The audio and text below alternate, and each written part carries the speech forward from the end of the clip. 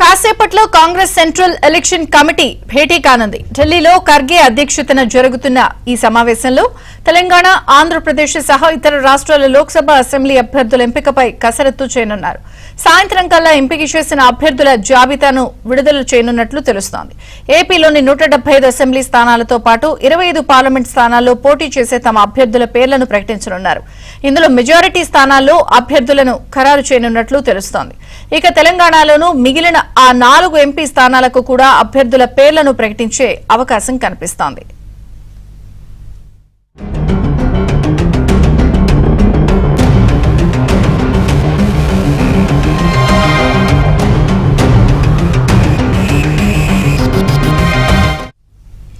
Cantonment ఉప ఎన్నిక అభ్యర్థిపై కూడా సీఈసీలో చర్చ జరగనుంది. కంటోన్మెంట్ ఉప ఎన్నిక కోసం కాంగ్రెస్ అభ్యర్థిగా శ్రీగణేష్ పేరు ప్రకటించే అవకాశం ఉంది. ఇక మొత్తానికి కాసేపట్లో కాంగ్రెస్ సెంట్రల్ ఎలక్షన్ కమిటీ భేటీ కానున్న నేపథ్యంలో మరిన్ని వివరాలు మా ప్రతినిధి సతీష్ అడిగి తెలుసుకుందాం. ఢిల్లీ నుంచి సతీష్. విజయ్ చంద్రిక కాంగ్రెస్ జాతీయ అధ్యక్షుడు మల్లికార్జున ఖర్గే, అదేవిధంగా అగ్రనాయకురాలైన సోనియా గాంధీ నేతృత్వంలో కాంగ్రెస్ సెంట్రల్ ఎలక్షన్ కమిటీ సమావేశం మరి కాసేపట్లో ప్రారంభం కాబోతుంది.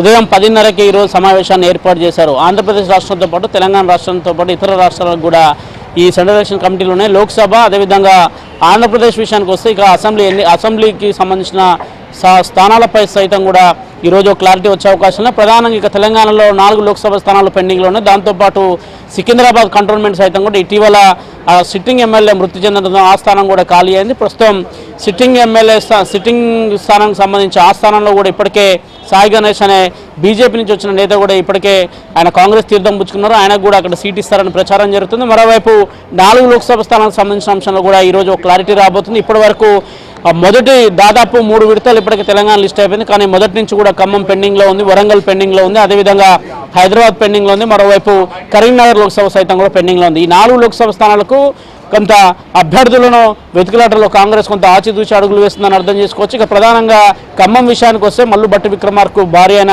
మల్లు నందిని సైతం కూడా పోటీలో ఉన్నారు. మరోవైపు పొంగులేటి శ్రీనివాసరెడ్డి బ్రదర్ అయిన ప్రసాద్ రెడ్డి సైతం కూడా ఆయన రేసులో ఉన్నారు. ఇక మంత్రి తుమ్మల నాగేశ్వరరావు కొడుకు యుగేందర్ సైతం కూడా వారు రేసులో ఉన్నారు. కానీ మొదటి నుంచి కూడా ఒక చర్చ జరుగుతుంది. ఖచ్చితంగా మొదటి నుంచి కూడా చర్చ జరుగుతుంది. పొంగులేటి శ్రీనివాసరెడ్డి సోదరుడికి ఈసారి టికెట్ దక్కుతుందనేది కూడా ఉంటుంది. ఎందుకంటే మొదటి నుంచి కూడా ఆయన పార్టీ జాయినింగ్ సందర్భంలోనే ఆ సీటు అడిగినట్టు కూడా సమాచారం అందుతుంది. ఖచ్చితంగా వారికి టికెట్ వస్తుందని కూడా తమ వర్గం ఆశిస్తుంది. ఇక డిప్యూటీ సీఎం అయిన భట్టి విక్రమార్క సైతం కూడా తన భార్యకు సీటు తెచ్చుకునేందుకు నేతలతో ఇప్పటికే సంప్రదింపులు చెప్తున్నారు. అయితే ఖమ్మం విషయంలో ఈరోజు ఒక స్పష్టత వచ్చే అవకాశాలు కూడా చాలా స్పష్టంగా కనిపిస్తున్నాయి. ఇక కరీంనగర్ విషయానికి వస్తే ప్రవీణ్ రెడ్డి ఇటీవల ఉస్నాబాద్ ఎమ్మెల్యే అవకాశం ఇస్తామని ఆయన మొదట పార్టీలో జాయిన్ చేసుకున్నారు. కానీ అక్కడ ఉన్న పొన్నం ప్రభాకర్ నేరుగా ఉస్నాబాద్ నుంచి పోటీ చేయడంతో ప్రవీణ్ కుమార్ రెడ్డి కొంత వెనక్కి తగ్గాల్సి వచ్చింది. ఆయనకు ఈసారి కరీంనగర్ ఎంపీ స్థానాన్ని ఇస్తున్నట్టు కూడా కొంచెం ప్రచారం జరుగుతుంది. ఆయన పేరు కూడా రేసులో వినిపిస్తుంది. ఇక హైదరాబాద్ సంబంధించి మస్కత్కు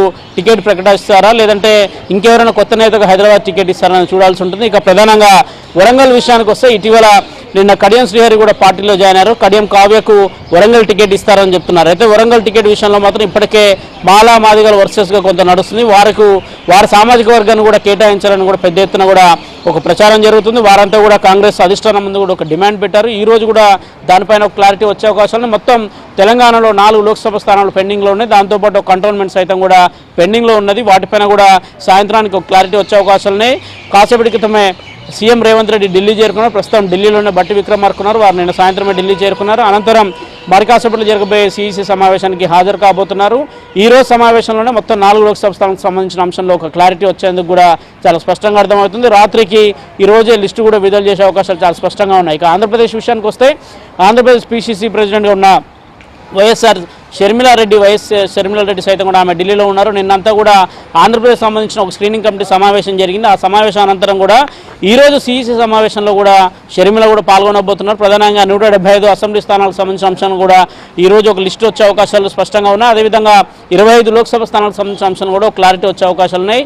2 రాష్ట్రాలకు సంబంధించిన అంశంలో ఈరోజే పూర్తిగా కూడా అభ్యర్థుల ఎంపిక పైన ఒక స్పష్టత వచ్చే అవకాశం ఉంది. ఇప్పటికే పెండింగ్ పెడుతూ వచ్చారు. ఖచ్చితంగా తెలంగాణకు సంబంధించిన మాత్రం ఇక పెండింగ్ ఉండే అవకాశాలు కూడా చాలా తక్కువగా ఉన్నాయి. ఈ రోజు జరగబోయే సమావేశమే తుది సమావేశంగా చెప్తున్నారు. ఖచ్చితంగా సాయంత్రానికి అయితే ఒక లిస్టు కూడా రాబోతుంది. విజయచంద్రిక. Thank you Satish.